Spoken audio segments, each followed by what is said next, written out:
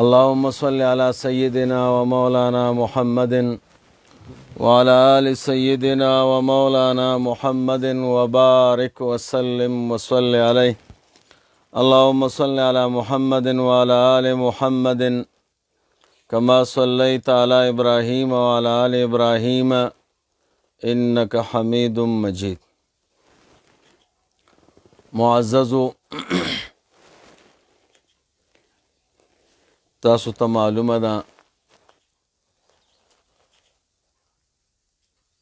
چې د واړه اختر په رخصتۍ کې یو مسله پیښه شوه د طلاق ثلاثه. په هغې باندې موږ او تاسو لیکل وکړو او دا شپږمه ورځ د اختر مو مقرر کړې وه، ځکه چې د دې نه مخکې زموږ سبقونه ورته وزګارېدونه.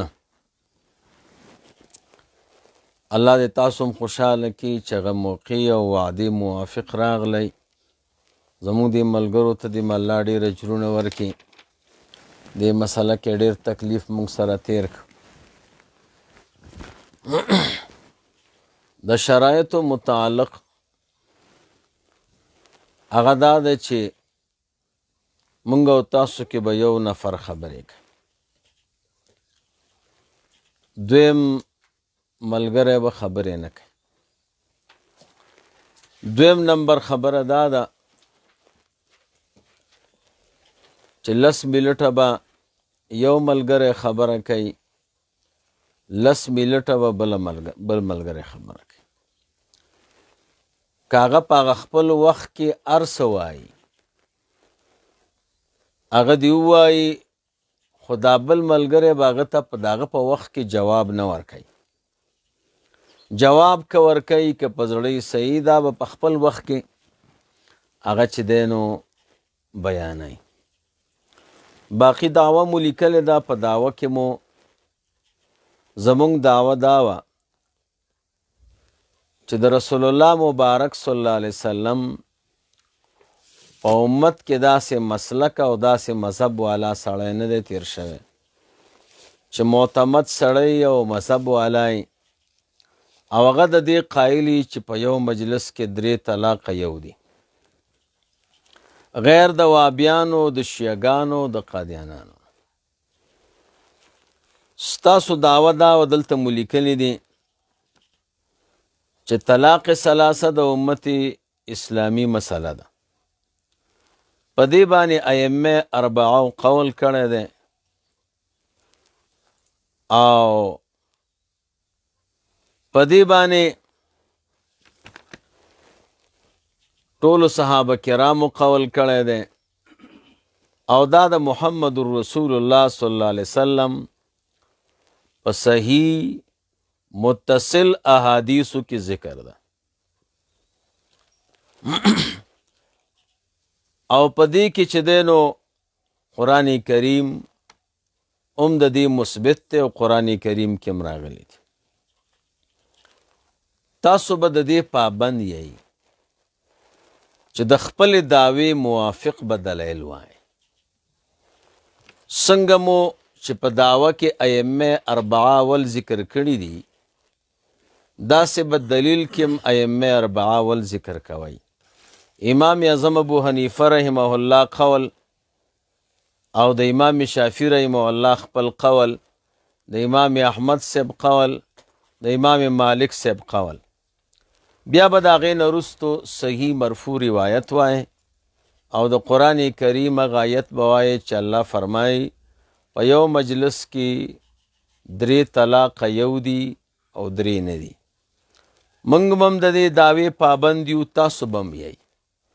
موږ درته قرآن کریم آیت هم وایو ځکه دا غیر د وابیانو نه دی او د شیعګانو د قادیانانو نه. احادیث هم درته وایو، آثار هم درته وایو، د فقها او اقوال هم درته وایو. موږ د دې پابند یو ځکه د دې نه دا ټول غیر دي د وابیانو، د شیعګانو، د قادیانانو نه.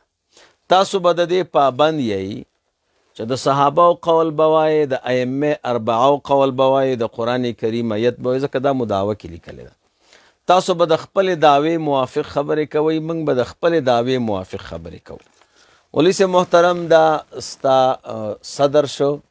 که زه د دې خپلې دعوې نه بل طرف ته وتم، دا صدر ته دا حق حاصل دی چې په ما اعتراض وکړي چې مولوي صاحب ستا د پرچې موافق ته بل ځای ته لاړې، ته مهرباني وکړه خپل طرف ته راته وشه. که فرضاً ته د خپل ځای نه تلې د دې پرچې نه غیر بل ځای ته، دا مفتی صاحب زمونږ د طرف نه صدر دی، دا به تا کنټرولوي چې مفتی صاحب محترم، مولوي صاحب محترم، د دعوې موافق به ته روانې، د دعوې نه به اخوا نه ځي. زما کنټرول به دی کوي، ستا ملګری ستا کنټرول به دی کوي. دې سره به زمونږ او ستاسو خبره سر ته رسېږي. باقي الحمدلله تاسو علما نیکان خلک یئ، یو بل ته به د قدر او د احترام نظر کوو. بیکار الفاظ او بیکار خبرې هغه زمونږ او ستاسو د شان سره مناسبې نه دي. بله دا ده چې باندې خلک ټول خلک زمونږ او ستاسو دا بحث اوري، داسې بحث وکړو چې عالم ورته حیراني چې ګوره څومره مؤدبه خلک دی او څومره قدردان خلک دی چې دا ګوره د یو بل دومره قدر او لحاظ کوي. دا یې مسایلو اختلاف دی، دا خو پکې راځي. زما صرف دومره خبره وه، نور به تاسو خبره وکړئ. اللهم صل علی سیدنا و مولانا محمد وعلى آل سیدنا و مولانا محمد وبارک وسلم.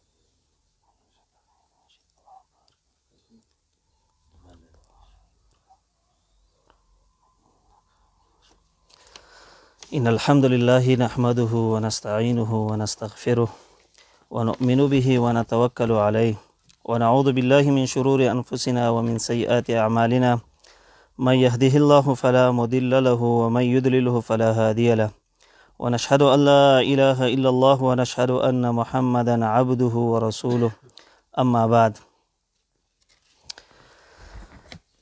الحمدلله جناب الشيخ صاحب خبرې وکړې.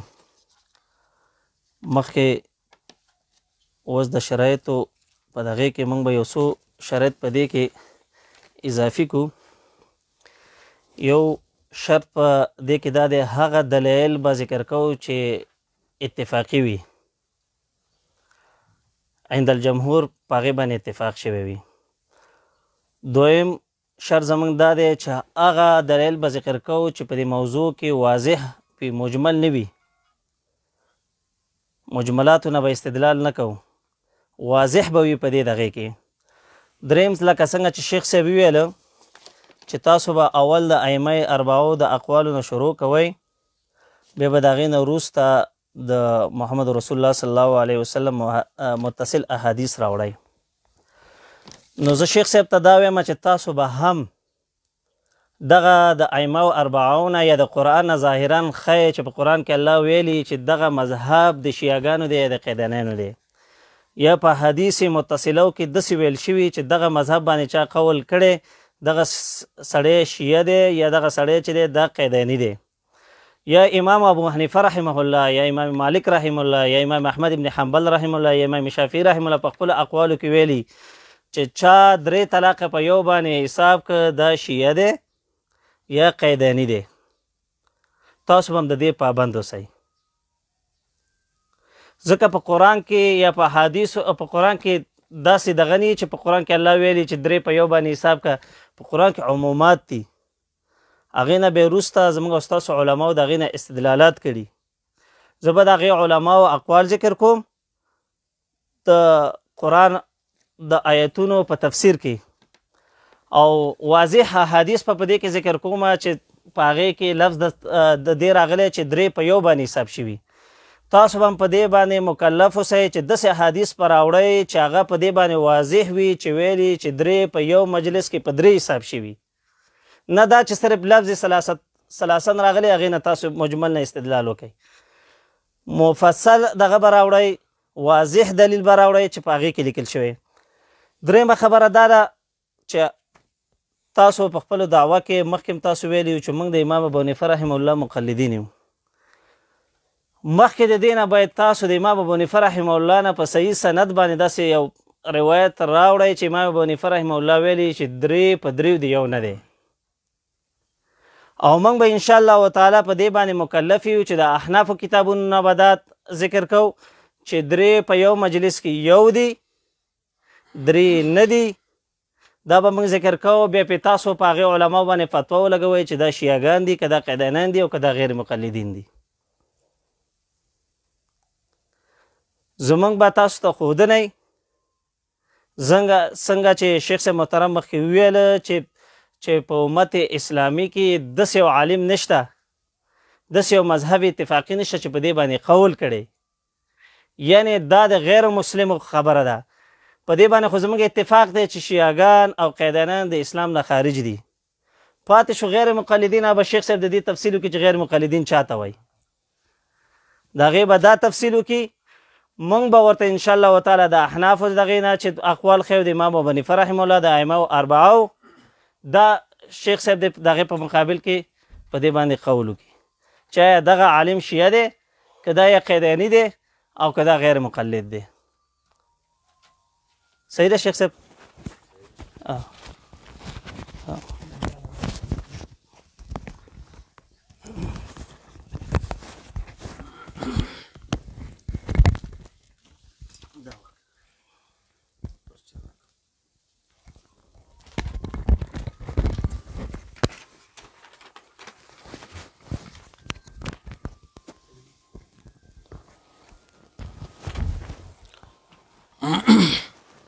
نحمده ونصلي ونسلم على رسوله الكريم اما بعد. مولوی صاحب محترم دوی چې مجمل دلایل م پیش کوه، نو مجمل دلایل موږ نه پیش کوو خو مطلقات پیش کوو. که ستا په ذهن کې د مجمل او د مطلق په منځ کې فرق یې هغه به بیا واضح کړي. مطلق کې دی چې هر فرد باندې راتګ وکړي، دا راتګ په مامور به دی. دویمه خبره دا ده چې کیدای شي تا زموږ په دې دعوې باندې پوره نظر نه یې اچولی چې ته به اول د ائمه او اربعو قول پیش کې موږ وی غیر د وابیانو، د شیعګانو، د قیدانیانو. موږ چې د دې نه اخوا څه وایو دا به ټول درته ثابتو چې دا غیر دي. د غیر نه، د وابیانو، د شیعګانو، د قیدانیانو نه غیر موږ د دې پابند نه یو، دا ټول غیر دي. موږ به انشاءالله العزیز د قرآن کریم آیت درته وایو، د اتفاقي کتاب دی.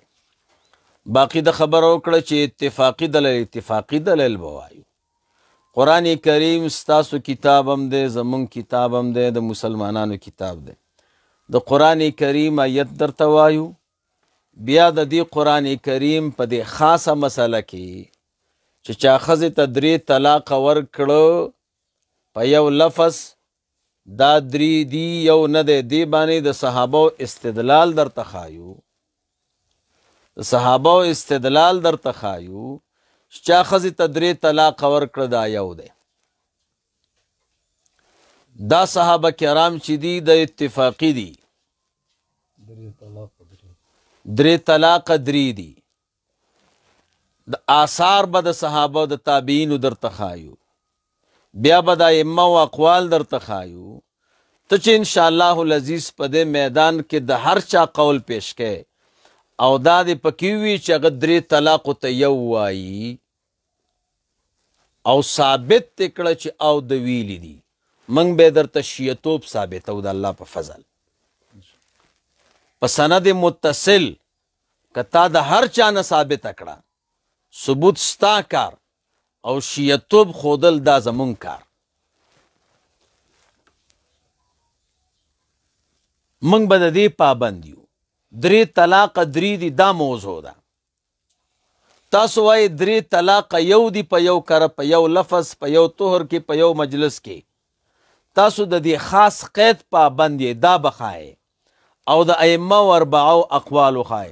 اوس که تاسو وایي دا مناظره د مخکې لاړه نشي په خپل وخت کې د امام اعظم ابو حنیفه رحمه الله باسنده قول وخایه چې 3 طلاقه یو دي مناظره دلته بندو او تاسو ګټلې دو موږ بیللې که دا خبره اوږدول نه غواړي او دا د رښتیا لیکلي مولوي صاحب د امام اعظم ابو حنیفه رحمه الله صحیح متصل باسنده قول ثابت کا مناظره هم دې ځای کې بنده شو د سره کتاب نه خایو. تاسو سره ما وعده کړې ده کله مو چې د ائمه و اربعو نه دا ثابته کړه چې 3 طلاقه یو دي نو موږ همغه ځای کې تاسو سره خبره منو خو ثابتول ستاسو کار او منل بیا زمونږ کار. اللهم صل علی سیدنا و مولانا. او دلیل شروع کړئ. دا ورک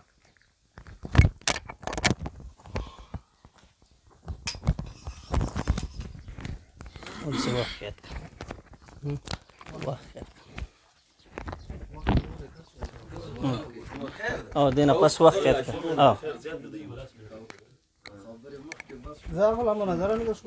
نه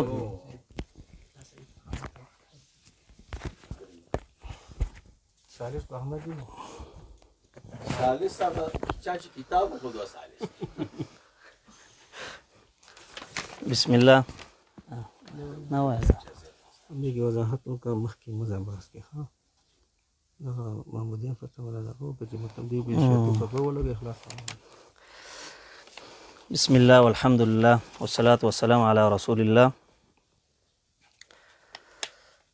شیخ صاحب وایي چې تاسو د امام ابو حنیفه رحمه الله یو قول وښیئ چې د هغې نه ثابت وي موږ به د هغې سړي باندې بیا د شیعه یا د هغې قیداني ثابتول یې زموږ کار دی.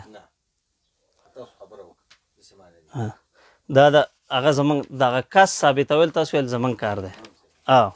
امام صاحب نه.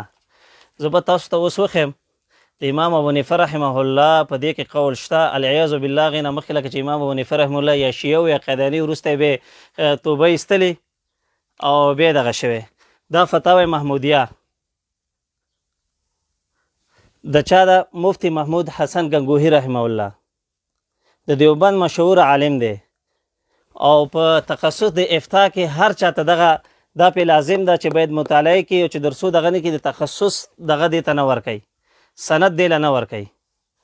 زه به درته د همدې په حواله باندې وښیم چې دې د امام ابو حنیفه رحمه الله نه قول دغه کړی یا به دا مفتی محمود گنگوهی صاحب شیعی یا چې دې قول کم را نقل کړی د امام ابو حنیفه رحمه الله دا کاذب دی ځکه چې دروغ یې په امام ابو حنیفه رحمه الله باندې تړلي او د صحابو نه چې دې کوم اقوال را نقل کړي دي ویلي چې زر صحابو ته دا خبره رسیږي یا به مفتی محمود صاحب دروغ وی یا به د دې دا خبره دروغ وي او یا به تاسو د خپلو اکابرینو کتابونه نه یې مطالعه کړي. دغه 2 خبرې به یې په دې کې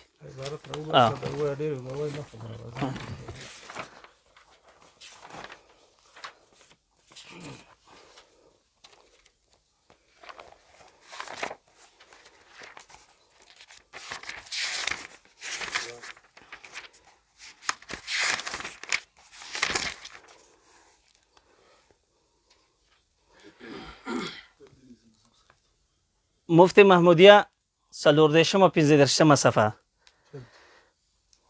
جلد 4 د مفتی محمود صاحب نه پوښتنه شوې ده. سوال زید نے اپنے زوجہ کو ایک مجلس میں 3 طلاقیں دی طلاق دیے ہوئے ابھی تقریباً 1.5 ماہ گزرے ہیں کیا وہ اپنے بیوی کو پھر رجوع کر سکتا ہے؟ جواب ارزوی قرآن و حدیث ارسال ہو. جواب از طرف اہل حدیث. الجواب قال الله تعالى الطلاق مرتان فإمساك بمعروف أو تصريح بإحسان إلى أن قال أن تنكح زوجا غيره سورة البقرة. وقال الله يا أيها النبي إذا طلقتم النساء فطلقوهن لعدتهن سورة الطلاق. ان آیات کریمہ ثابت ہے کہ طلاق بدفعات دیا جائے تاکہ رجعت کا اختیار باقی رہے. ایک قسم کی 3 طلاقیں چونکہ ایک رجع ہوتا ہے، اس لیے صورت مسئولہ میں زید نے اپنی بیوی کو رجوع کر سکتا ہے. صحیح مسلم شریف حضرت ابن عباس سے روایت ہے کانت طلاق علی عہد رسول اللہ صلی اللہ علیہ وسلم و ابی بکر و صدرا من خلافت عمر رضی اللہ تعالیٰ عنہ طلاق الثلاث واحدہ. یعنی رسول اللہ صلی اللہ علیہ وسلم و حضرت ابو بکر کے زمانے میں اور شروع خلافت عمر میں 3 طلاقیں ایک ہوا کرتے تھے. یہی مذہب 1000 صحابہ کرام کا تھا. یہی مذہب 1000 صحابہ کرام کا تھا.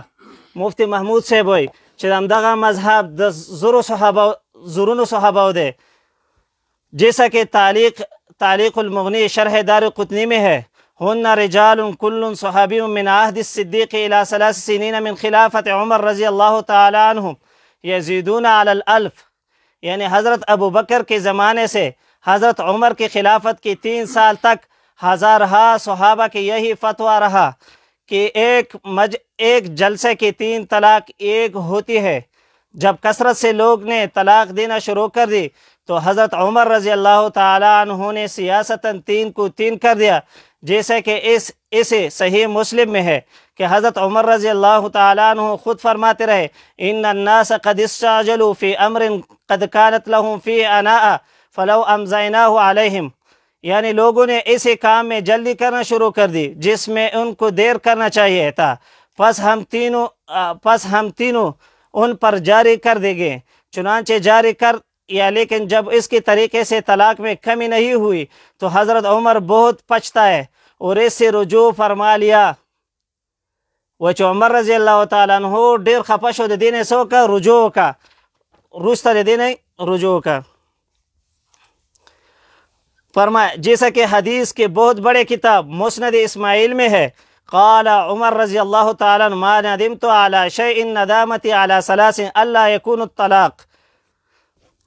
اغاثۃ اللہفان مصری یعنی حضرت عمر فرماتے ہیں کہ مجھے 3 مسئلوں پر بڑے ندامت ہوئی، ان میں سے ایک یہ مسئلہ بھی ہے. پھر حضرت علی و ابن مسعود رضی اللہ تعالیٰ عبد الرحمن ابن عوف و ابو موسیٰ الاشعری و زبیر رضی اللہ تعالیٰ عنہم دیگر بڑے صحابہ بھی فرماتے ہیں کہ ایک جلسے کی 3 طلاق. شیخ سے متوجہ ہو صحیح. پھر حضرت علی رضی اللہ تعالیٰ عنہ و ابن مسعود رضی اللہ تعالیٰ عبد الرحمن ابن عوف و ابو موسیٰ الاشعری و زبیر رضی اللہ تعالیٰ عنہم دیگر بڑے صحابہ بھی فرماتے ہیں کہ ایک جلسے کی 3 طلاقیں ایک رجع ہوتے ہیں، جیسے کہ تعلیق المغنی صفحہ 44 و فتح الباری صفحہ 150 و نیل الاوتار 150 صفحہ میں صاف مذکور ہے. خود حضرت ابن عباس رضی اللہ تعالیٰ عنہ جس سے صحیح مسلم کے حدیث اوپر نقل کی گئی، ان کی بھی یہی مذہب ہے. داود عبداللہ ابن عباس رضی اللہ تعالیٰ عنہ مذہب دے، جیسا کہ ان کے شاگرد طاؤس سے مروی ہے قال ابن عباس اذا طلق الرجل امرأته 3 قال طاؤس اسمع ما كان ابن عباس الا واحدہ. تعلیق المنی یعنی جب کوئی اپنی بیوی کو 3 طلاق دی تو طاؤس نے فرمایا حضرت ابن عباس اس کو 1 طلاق کہتے تھے. تابعین کا بھی یہی مذہب ہے. جابر ابن زید، طاؤس، عطا، عمرو بن دینار، احمد بن عیسیٰ، عبداللہ بن موسیٰ، اکرمہ، طاؤس و محمد بن اسحاق یہی مذہب اہل سنت کا ہے. دیکھو تفسیر نشاپوری پر حاشیہ ابن جریر نیزی مذہب کے بڑے بڑے علماء محدثین کا ہے، جیسے محمد بن تقی و محمد بن عبدالسلام و امام راضی و امام ابن تیمیہ و ابن قیم اور شوکانی وغیرہ و امام ابو حنیفہ سے اس مسئلے میں 2 روایتیں منقول ہے اور وغیرہ و امام ابو حنیفہ رحمہ اللہ سے اس مسئلے میں 2 روایتیں منقول ہے. ایک تو یہ ہے جو مشہور ہے، دوسرا یہ ہے جلسہ واحدہ کی 3 طلاقیں ایک رجعی ہوتے ہیں. जैसा कि मोहम्मद बिन मुकातिल ने इमाम अबू हनीफा से नकल किया है।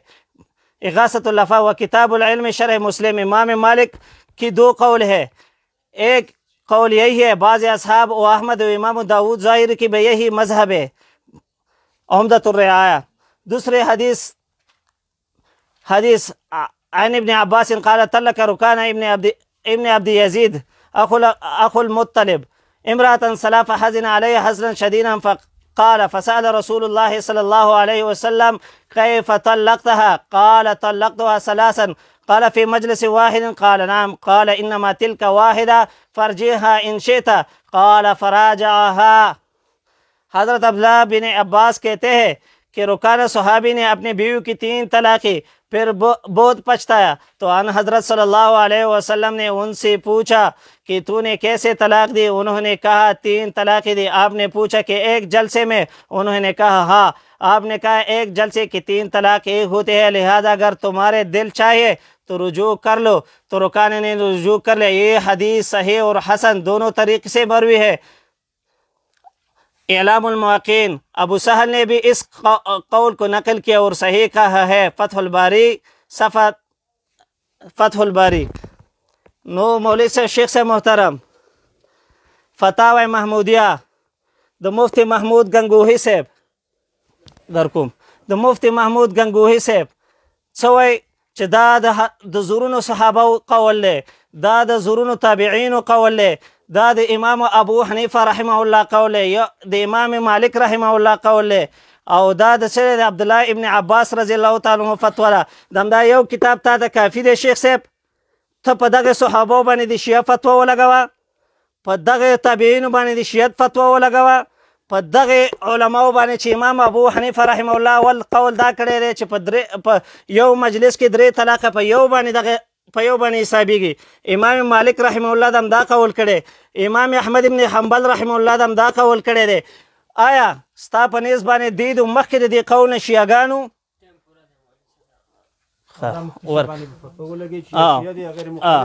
دا ورکړه بدن دا یو کتاب بس دی مخکې نه ځو. او 10 دقیقې پوره شو مولوي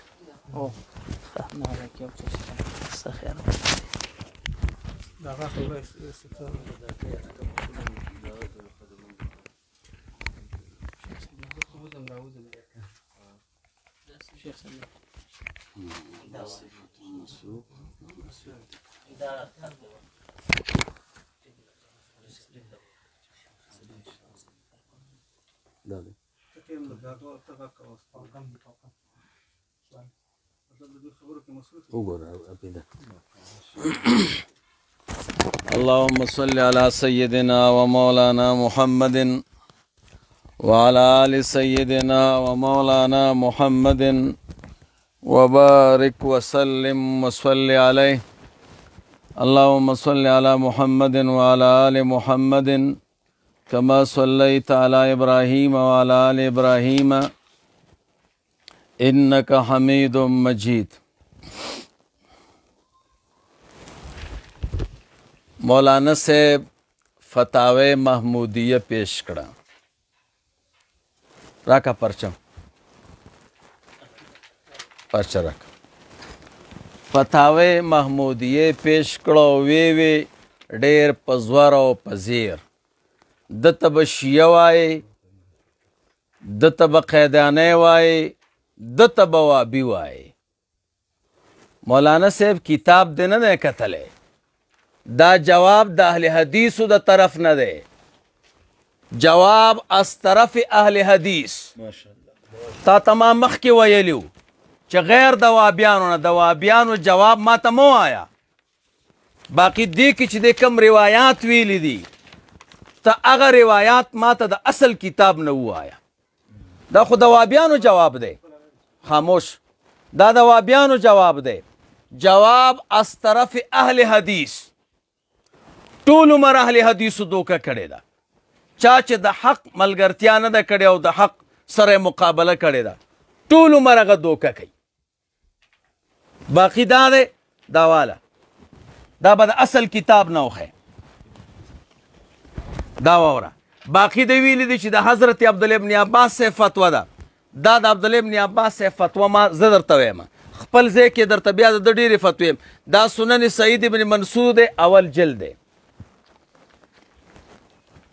دا حدیث نمبر دی 1065 عن عمران ابن الحارث السلمي قال جاء رجل الى ابن عباس یو سړی حضرت عبدالله ابن عباس رضی الله تعالی عنهما تراغه فقال ان عمه طلق ثلاثا زما تر خزی تدری طلاق ورکړي دي فندم اوس پښیمانه ده فقال عبدالله ابن عباس سے برتو فرمیل عمک عصى الله ستا تر د الله نافرمانی کړې ده پکار دا دی چې درې طلاق دي په دریو طهرونو کې ورکړی وی او اوس پښیمانه کوي فاندمه دی الله تعالی دی پښیمانه کړی دی واطاع الشیطان د شیطان تابعداري کړې ده فلم یجعل له مخرجا د ده دپاره الله ځای د خلاصي نه دی جوړ کړی او د ده ښځه دا طلاق ده او نکاح بیا ورسره نه کېږي دا سنن سعید بن منصور صفحه د 262 اول جلد دا د فتوا د عبدالله ابن عباس صاحب ده دا که دا بل باقي د ندامت خبره دی وکړه ته د اصل کتاب نه پیش که خو بیا هم درته وایم د ندامت والا په دې کې راوي دی تا موږ سره خبره کړې ده چې زه به صحیح سند متصل حدیث پیش کوم دا ستا پرچه د مولانا صاحب